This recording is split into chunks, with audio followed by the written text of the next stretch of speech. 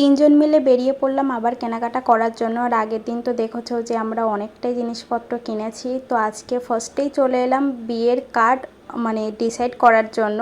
তো এখান থেকে এই বিয়ের কার্ডটা বোন পছন্দ করেছে, আর বেশিরভাগটা ওর পছন্দেরই জিনিসপত্র কেনা হচ্ছে। তো ওটা অর্ডার দেওয়া হলো, তারপরে সোজা চলে এলাম আমরা শাড়ির দোকানে। এখান থেকে অনেকটাই শাড়ি আমাদের নেওয়া হবে, কারণ জানো বিয়ে মানে তো প্রচুর প্রচুর জিনিস লাগে। তো একসাথে আমরা এখান থেকে অনেকটা শাড়ি নিয়ে নিয়েছি। তারপরে সোজা চলে এলাম ব্লাউজের দোকানে।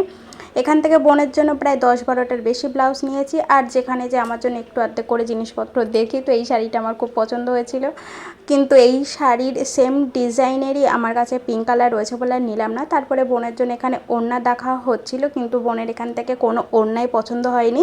তারপর এখান থেকে চলে এলাম ওর আগের দিন যে ইমিটেশন জিনিস কিনেছিলাম তার ভেতর থেকে টিকলি ছিল না, তো আজকে নিয়ে নিলাম।